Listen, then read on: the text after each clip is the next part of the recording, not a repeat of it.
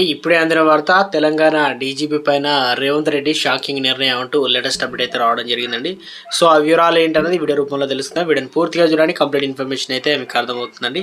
మీలో ఇంకెవరైనా సరే మన ఛానల్ సబ్స్క్రైబ్ చేయకుండా వీడియో వస్తున్నట్లయితే వెంటనే మన ఛానల్ సబ్స్క్రైబ్ చేసుకొని bell button all notification activate చేసుకోండి. అదేవిధంగా లైక్ చేయడం మర్చిపోతున్నారు, దయచేసి లైక్ చేయండి. ఇక లేట్ చేయకుండా వీడియోలకైతే వెళ్ళిపోదామండి. మనం రేవంత్ రెడ్డి సొంత నియోజకవర్గం కొడంగల్లో లగచెర్ల గ్రామంలో ఈ నెల 11న కలెక్టరేట్లు ఇతర అధికారులపై జరిగిన దాడిని ప్రభుత్వం అత్యంత సీరియస్గా తీసుకుంది. ఈ కేసులో ప్రధాన నిందితుడిగా చెబుతున్న సురేష్ దాడికి ముందు వారం రోజులు గ్రామస్తులతో సమావేశమై రెచ్చగొట్టినట్టు విచారణలో తేలింది. అయితే కలెక్టర్లు ఎవరు వచ్చినా తరిమి కొడదామంటూ మాజీ ఎమ్మెల్యే పట్నం నరేందర్ రెడ్డి చేసిన వ్యాఖ్యలకు సంబంధించిన వీడియో సైతం తాజాగా వైరల్ అవుతుంది. ఇక ఇంత జరుగుతున్న ఇంటెలిజెన్స్ విషయాన్ని గుర్తించి అలర్ట్ కాకపోవడం ఏంటి? రేవంత్ రెడ్డి సీరియస్గా ఉన్నట్టు తెలుస్తుంది. తొలుత గ్రామ శివారులో అధికారులు మీటింగ్ ఏర్పాటు చేశారు. అయితే దాడి చేయాలన్న కుట్రతో నిందితులు అధికారులను గ్రామంలోకి రావాలని తీసుకెళ్లినట్లు విచారణ తేలిందనమాట.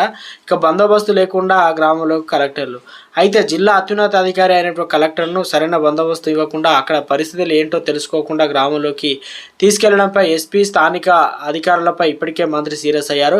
ఎస్పీ, తహసీల్దారు ఇతర అధికారుల వాహనాలపైనే గ్రామస్తులు ఇష్టారీతిగా దాడి చేస్తున్న దృశ్యాలు బయటకు వచ్చాయన్నమాట. ఈ దృశ్యాల్లో పోలీసులు ఎక్కడ కూడా కనిపించలేదు. దీంతో బందోబస్తు, నిఘా వర్గాల నిర్లక్ష్యం స్పష్టంగా కనిపిస్తుందని ప్రభుత్వం అయితే భావిస్తుంది. ఈ నేపథ్యంలో పోలీస్ అధికారులపైన వేటు పడే అవకాశం ఉందన్న చర్చ